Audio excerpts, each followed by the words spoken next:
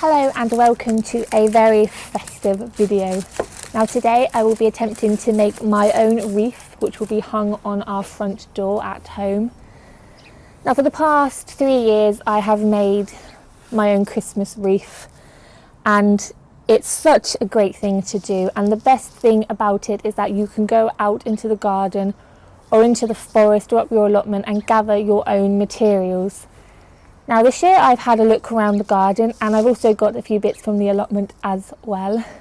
So I will just go through quickly what you need as a sort of starter pack for your wreath making. Now this is something you don't necessarily need, but I always like to use one as a guide, and that is a metal ring, which I picked up for about £1 from the local garden centre, so it's not much money, but like I said, you can use it as the perfect guide to attach your foliage and all your materials to. I also have some wire here. It's actually string with very thin wire in it. Now you can use floristry wire, which is perfectly fine. I thought I would just try this because it was a little bit different, and obviously I can cut the lengths to however long I want them. And also you need a sharp pair of secateurs to gather all your materials. Now like I said, I had a look around the garden and I managed to pick quite a lot of stuff. Now we have a bay tree which is very overgrown. We don't pick as much from it as we actually should throughout the whole year, and these long shoots have grown out the top of this really nicely shaped bush. So what I've done is I've given the bay tree a good trim and I've cut these long sprigs, which will be perfect for creating my wreath. I've also gathered a few dried seeds from the garden and also from the allotment. So there's some poppy heads here, there's some scabious stern kugel, and there's this beautiful sedum, which I think will just add a beautiful colour to the wreath. Now I've gathered quite a lot. It doesn't necessarily mean that you have to use it all. Obviously if you want a nice simple wreath, then you can create a nice simple wreath. But the joy of making your own is that you can add to it and take away from it as much as you want, because it's entirely up to you. For instance, last year I made a bay leaf wreath, just simple, and I added a few fennel seed heads into it, and it was beautiful, if I do say so myself. It was simple and plain, but it was stunning. So what I'm going to do first is I'm just going to attach some of these bay tree leaves onto my ring and just see how it goes. Cut some wire first.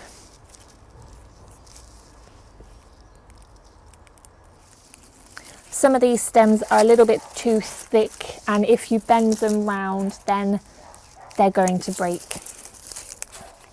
Just move these seed heads out the way. Now this doesn't have to be perfect.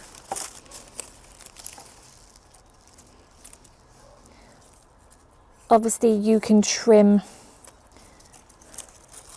pieces of the branch off if you don't want them there when the wreath is finished. So I'll tie a bit there, and then here. You want to create a nice flow to your wreath. You don't want too many jagged edges.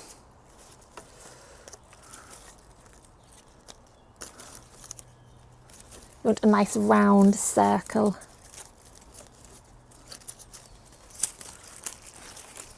So that's starting off to be round now. What I'll do is I'll attach that bit there, and then I will just keep on adding layers around the wreath until I've built up a nice bulky structure there, and when I've covered the metal bars as well.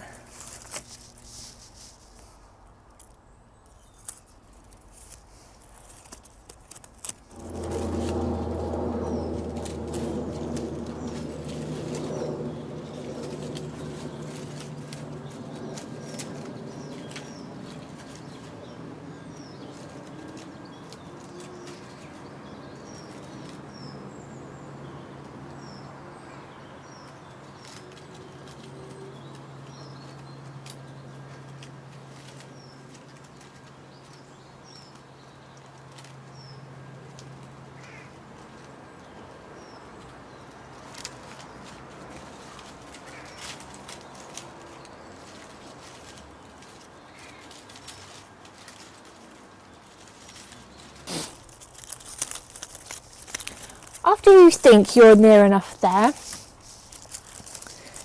and that you've covered most of the metal frame, if you have any loose bits going out the side, you know, you might like it like that. I quite like its wild look.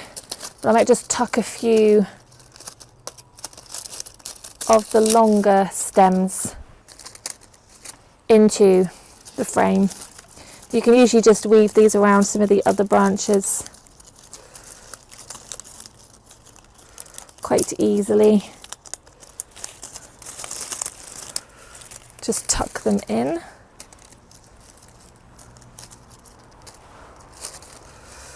Tuck that one in.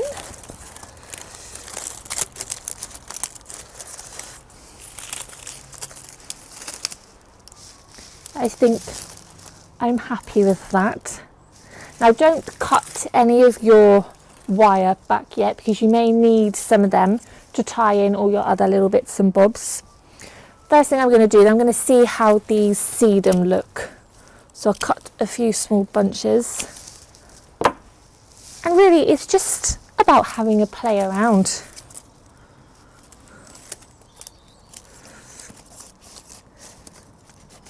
See if they tuck in anywhere.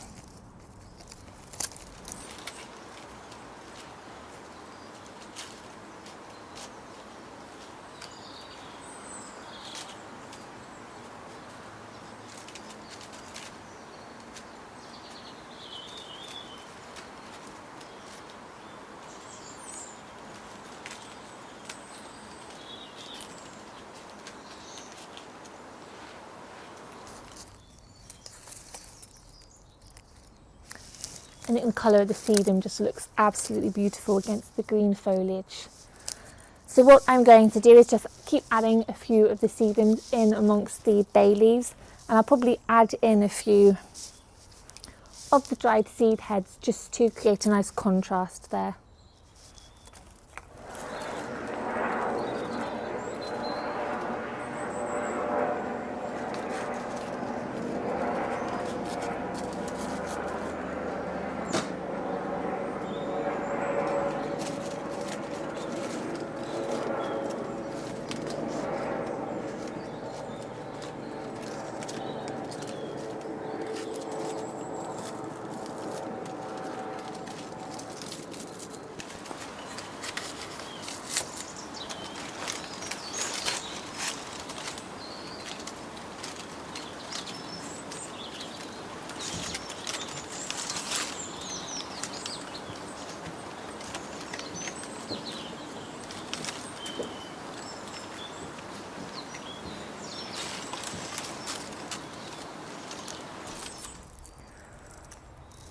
I think I'm just about done now. The scabious seed heads were really fiddly. As soon as you touch them, the seed pods sort of fell away.